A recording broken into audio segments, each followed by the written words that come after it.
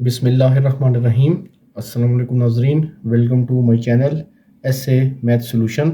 आज हम linear equations की जो सॉल्यूशन है उसके बारे में बताएंगे कि कैसे हम लीनियर इक्वेशंस को हम सॉल्व कर सकते हैं। आज हमारा टॉपिक है सॉल्यूशन ऑफ लीनियर इक्वेशंस। इसके अंदर ये होता है कि हमारे पास अगर दो वेरिएबल्स हैं तो उसके लिए हमें दो इक्वेशंस भी चाहिए होती हैं। तो किस तरह हम जो है दो इक्वेशंस के अंदर यूज़ करते हुए हम दो लीनियर वेरिएबल्स की वैल्यू निकाल सकते हैं। ये बहुत ही इजी तरीका है, आइए आपको बताते हैं। फर्स्ट हम इक्वेशन लिखते हैं x plus y is equal to 7। अब यहाँ पे आप देखें कि इस इक्वेशन में दो हमारे लीनियर वेरिएबल्स हैं x और y। इसलिए हमें इन दोनों की वैल्यूज़ को निकालने के लिए इक्वेशन भी दो ही चाहिए होंगी। तो एक वेरिएबल हो तो उसके लिए एक इक्वेशन होती है, अगर दो हो तो हमें उसके लिए दो चाहिए होती हैं। तो हम एक सेकंड इक्वेशन भी लिख लेते हैं, x minus y is equal to 9। अब हमारे पास ये दो इक्वेशंस आ गई हैं। अब हम इन दोनों इक्वेशंस को यूज़ करते हुए x और y की अलग अलग वैल्यूज़ निकाल सकते हैं।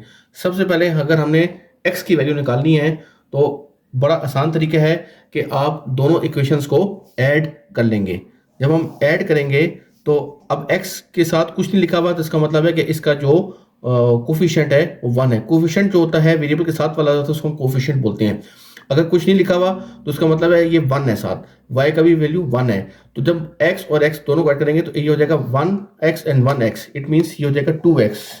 ठीक है, और चूंकि y पॉजिटिव और नेगेटिव दोनों में है तो ये कट जाएगा, और 7 और 9 जब ऐड होंगे तो ये हो जाएगा 7 प्लस 9 इट मेक्स 16, तो ये हो जाएगा 16।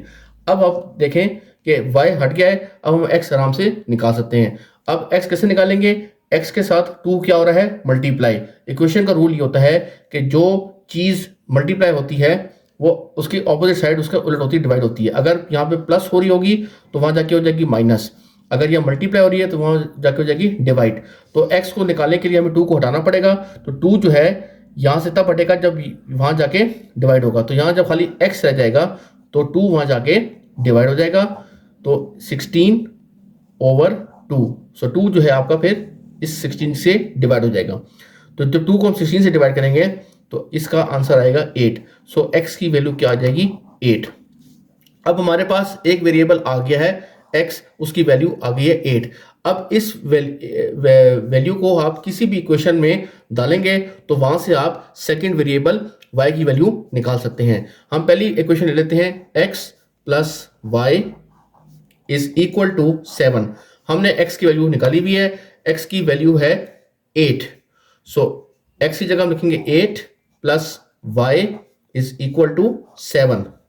अब हमने निकाला है y के साथ 8 क्या हो रहा है? प्लस। तो अब जाहिर बात है हमें 8 को हटाना। अब हमने x की वैल्यू निकाली है 8 और हमने निकाली y की वैल्यू। अब y के साथ यहाँ पे 8 हो रहा है प्लस। अब जब हम 8 को यहाँ से हटाएंगे तो हम यहाँ से y की वैल्यू निकालेंगे। तो जब यहाँ 8 प्लस हो रहा है तो प्लस का ऑपोजिट होता है माइनस, तो 8 वहाँ जाके हो जाएगा माइनस। तो y is equal to 7 minus 8। तो जब हम 7 में से 8 माइनस करेंगे तो हमारे पास आंसर आएगा y is equal to minus 1।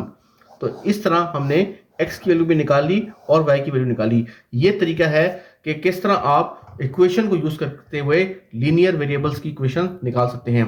This is the solution of linear equation. उम्मीद है आपको ये वीडियो पसंद आई होगी। Like and subscribe my channel. Thank you. अल्लाह हाफिज़।